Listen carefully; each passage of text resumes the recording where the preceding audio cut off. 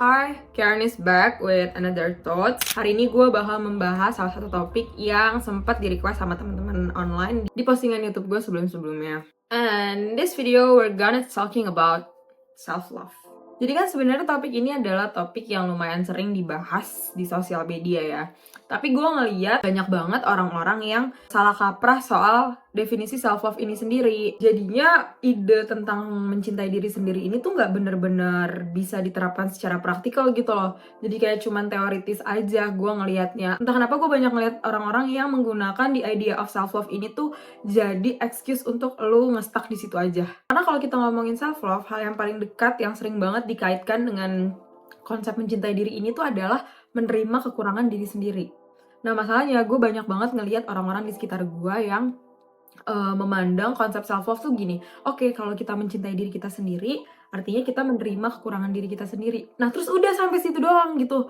Yang gue heran tuh kadang-kadang malah jarang orang yang meromantisasi kekurangan-kekurangan ini. Entah kayak, ya udah gue emang kayak gini, ini segala kekurangan gue cintai apa adanya. Tapi maksud gue, kekurangan itu tuh bukan untuk dicintai, tapi diterima untuk kita perbaiki, untuk kita improve lagi. Oke, kayak contoh sederhana misalnya, lu tahu nih, misalnya lu udah realize kalau lu tuh orangnya tantruman, atau misalnya kayak ya lu gampang bereaksi secara cepat terhadap suatu kondisi-kondisi yang mendadak gitu misalnya.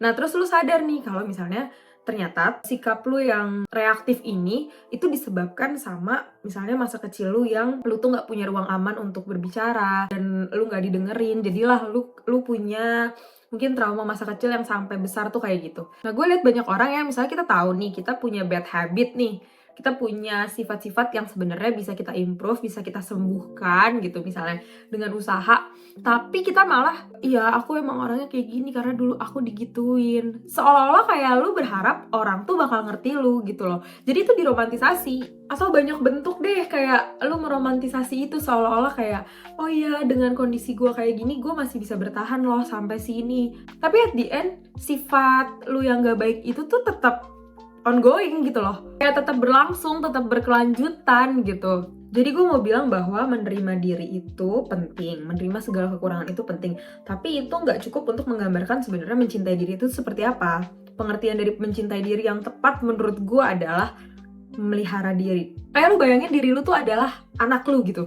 Jiwa lu tuh adalah anak lu. Bayangin kalau lu punya anak, berarti kan lu kan bakal merawat anak lu dengan sebaik-baiknya kan? Nggak mungkin dong lu kasih dia makan atau lu sekolahin doang kan? Pasti kayak kalau dia ada yang salah, ya lu kasih tahu, lu nasehatin. Kalau dia sedih ya lu hibur, lu terima. Ya kayak gitulah, mungkin konsepnya bisa dibilang tuh ya memelihara. Jadi kayak gimana sih anak ini tuh bisa jadi versi terbaik dari dirinya. Nah, gue bakal ngasih beberapa hal yang ini juga gue lakonin biar gue bisa mencintai diri gue dengan cara yang lebih benar. Gak toxic gitu loh maksudnya. Pertama, ini penting banget, olahraga. Olahraga tuh gampang, gak usah banyak excuse, gak usah kayak aduh olahraga susah, lu bisa jalan 10 menit per hari, itu udah termasuk olahraga. Kenapa? Karena gini, dari pengalaman gue ya, olahraga tuh bisa nge-keep mental lu tetap stabil. Kalau lu emang sayang sama diri lu, ya lu rawat diri lu, karena tubuh kita ini aset. Gimana caranya lu mau membagikan kebahagiaan ke orang lain? Gimana caranya lu mau jadi bermanfaat buat orang lain atau buat diri lu sendiri kalau misalnya fisik lu aja tuh nggak kuat. Olahraga tuh juga ngasih dopamin ke otak lu sehingga lu bisa jauh lebih tenang ketimbang lu nggak olahraga. Kedua, tidur. Please banget, tidur itu adalah investasi jangka panjang. Ketika lu tidur di malam hari, badan lu tuh melakukan pergantian sel. Yang dimana kalau lu begadang mulu, tidak tidur di malam hari, apalagi tidurnya juga nggak cukup, ya sel-sel di badan lu tuh bakal numpuk dan itu yang bakal jadi kanker. Jadi kalau lu sayang sama diri lu sendiri, lu jaga pola tidur lu. Karena tidur juga bisa nge-keep otak lu. Kalau gue ya tetap kayak tidur tuh bisa menjaga otak gue tetap waras di pagi hari karena gue nggak capek. Dan kalau tidur gue cukup di malam hari, di siang harinya tuh gue jadi bisa produktif tanpa ngantuk-ngantuk. 3, usahain makan sehat dan kurangin makanan yang gulanya berlebih. Karena kenapa? Gula tuh kalau kebanyakan di tubuh itu bisa bikin kita jadi gampang capek, gampang marah, anxious, cemas, dan lain-lain. Dan lu usahain, lu suka gak suka, lu usahain lu makan buah, sayur. Kenapa? Kayak misalnya contoh, kalau lu makan sayur itu sangat membantu memproduksi hormon serotonin di badan lu. Itu adalah hormon yang bikin kita tuh happy. Dan ingat, apa yang lu masukin ke badan lu, itu menurut gue juga salah satu bentuk nyata apakah lu sayang sama diri lu apa enggak. Jangan lu bilang, oh gue self love kok, gue sayang sama diri gue menerima diri gue apa adanya, tapi lu makan junk food mulu, lu gak makan sayur, lu gak makan buah, lu makan yang manis-manis mulu tanpa kontrol gitu loh. Jadi kayak ingat, action speaks louder than words.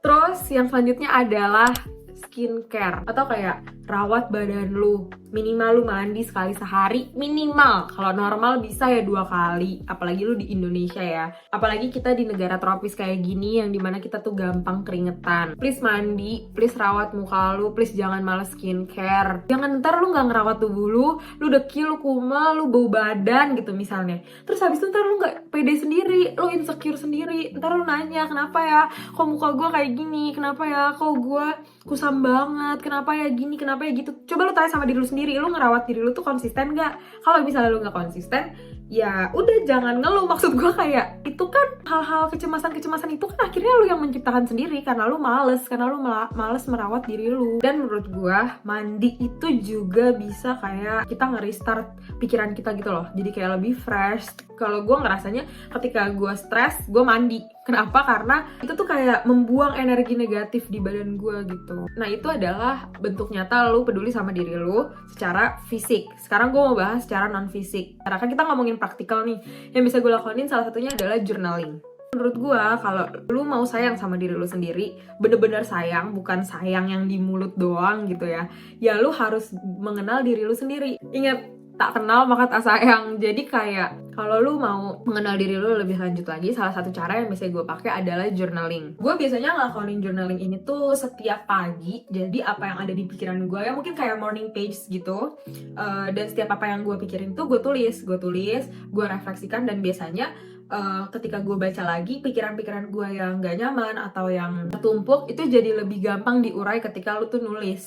Dan ini gampang kok dilakonin, kayak lu gak perlu harus nulis di kertas, lu bisa nulis di handphone, atau di tablet, atau dimanapun, atau di laptop, dimanapun yang lu tuh nyaman. Ini juga bakal membantu lu untuk melihat seberapa jauh progres lu, dan seberapa jauh lu berkembang. Karena kadang kita tuh sering banget ngerasa kalau diri kita tuh di sini-sini aja nge-stuck. Padahal sebenarnya ada progresnya, meskipun itu sedikit-sedikit, meskipun itu secara pemikiran. Cuman karena dikit-dikit atau kecil-kecil perubahan-perubahan itu, jadi mungkin kita tuh jarang banget sadar. Dan menurut gua ketika kita nyadarin progres ini, itu juga bisa menjadi bentuk kita bersyukur ke diri kita sendiri.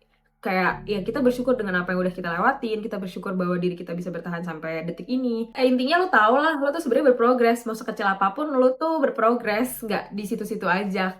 Nah, lu akan tahu itu ketika lu nge-journal. Selain journaling, praktikal dari gue mencintai diri gue sendiri secara mental adalah gue punya boundaries. Boundaries ini tuh ya berarti lu punya batasan gitu loh. Lu punya batasan antara diri lu terhadap hal-hal di luar lu. Kita ke semua hal itu tetap harus punya batasan. Meskipun itu keluarga dekat lu, meskipun itu teman dekat lu harus punya batasan. Lu harus tetap punya private space. Karena menurut gue ketika gue punya private space untuk diri gue sendiri, itu adalah cara gue untuk tetap menghargai diri gue sendiri gitu loh. Jadi kayak private space itu adalah bentuk nyata dari gue punya kontrol atas diri gue sendiri. Dan punya boundaries ini tuh membuat lu juga tetap nge-keep punya hubungan baik sama orang-orang di sekitar lu. Dan ini juga membuat lu tetap waras. Kayak misalnya contoh, lu diminta untuk ngelakonin A, tapi lu gak mau. Pada saat itu lu emang gak mau, entah karena lu gak bisa, atau lu memang ya hati lu gak ikhlas aja untuk ngelakonin itu. Menurut gue salah satu bentuk boundariesnya adalah lu berani untuk ngomong enggak. Kayak maaf ya, gue gak mau, tapi tetap ditolaknya dengan cara baik-baik. Karena kan dalam rangka lu menghargai orang. Nah, tapi dalam rangka lu menghargai diri lu tidak membiarkan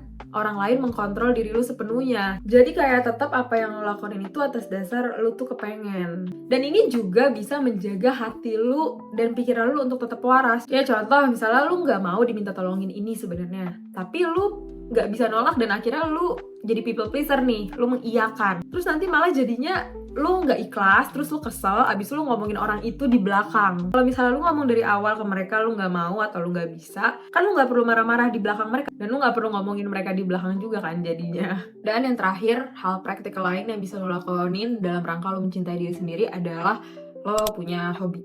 Ini sebenarnya udah pernah gue singgung di video gue sebelumnya.